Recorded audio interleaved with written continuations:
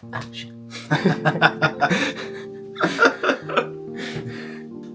my name's Ross Green, and I took a mentorship at Lupin House, and I'm a feature film animator.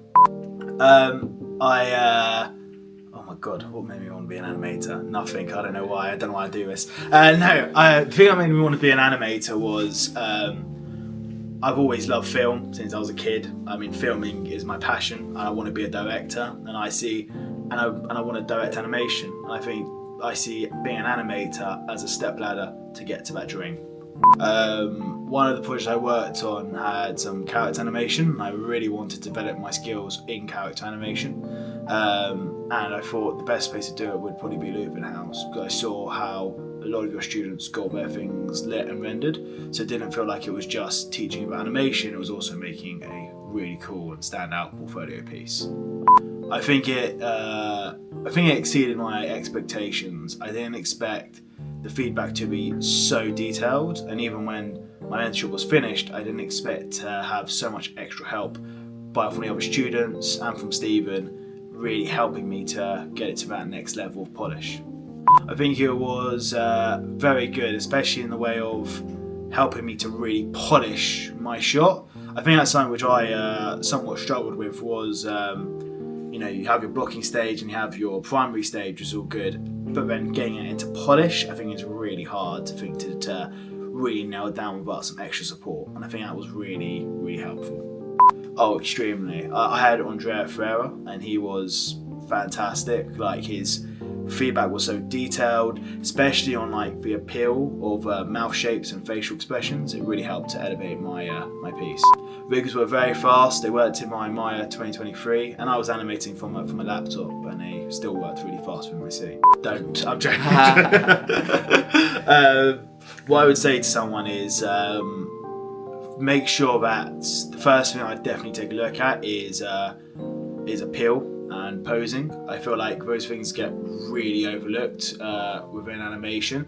And I think as an animator of like close to 3 years now, I think I've definitely overlooked at the start how appealing and posing is really important to everything in animation. Because without that, you can have nice timing, but I feel like the audience won't really love your piece unless it has some really nice poses and facial expressions. I was thinking, I really want to study more character animation. I really want to learn that, and I really want to develop that. And that was my aim for mentorship. I really wanted just to grow and understand as much as possible about character animation and about what in my skill set am I missing at the moment.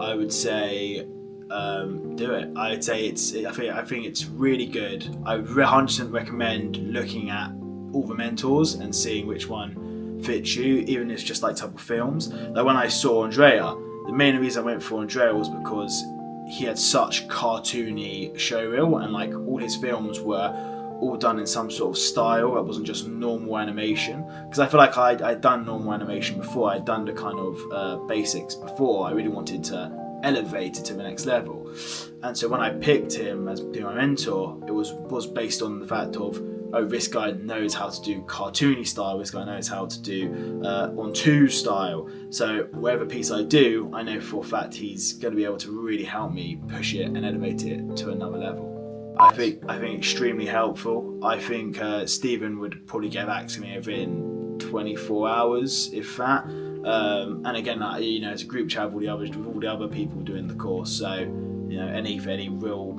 issues, I can message in there. I would say be realistic. You have to be realistic. None of us are perfect at anything, and realistically, unless you're at the top stage of animation, you probably still have some things missing in your boot. You still probably have some skills missing, and you could learn them over time. But I feel like it's much better to do a course where you're allowed to make mistakes and you're allowed to fail at things and allowed to go again and allowed to learn, rather than in a job where maybe these mistakes won't be as forgiven. And I think that's the difference between learning it in a course like this and learning it in industry.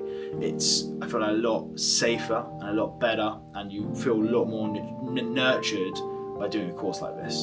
I think he was hands down fantastic. His feedback was amazing. His notes, whenever I'm animating now, I still think about his notes, especially about, you know, mouth posing, making sure you pick a side, making sure you favour a side. So many like things which I wouldn't have thought about before. I now have his voice in the back of my head being like, you've got to focus on this. And it's really good. And also even things just to the simplest thing of even just like focusing on one sentence at a time, you know, not trying to do the whole thing in one go. All these things you hear about, but you maybe don't know how to implement them. And I think he definitely helped me see how you implement them. 100%. As I said, I think my tool set before, I have a VFX background. It was very much, how do you make something look as realistic as possible? How do you follow reference to a T?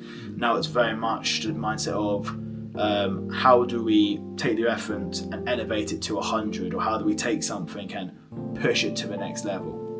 Yeah, 100%. You know, there's you know, I'm all for one, you know, following YouTube tutorials and looking at other people's work and seeing where to improve, but I feel like the best way to improve is to buy a course, if I'm honest, because by paying for the course, you're allowing someone to give you something for that. You're allowing someone to give you the information that you need, and also not just give you the information you need, to really focus in on the shot. You know, we can all go to friends for feedback. You know, we probably all have animation friends, but the difference is that these animation friends might not have the same amount of experience as these, you know, mentors who have been in the industry for 10 plus years.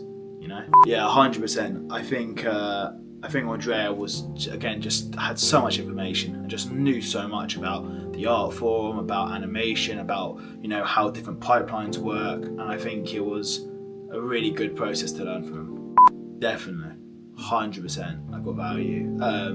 Again, I think the value I got from the mentorship was filling out those pieces that I felt like I didn't know enough of, you know, especially those of posing.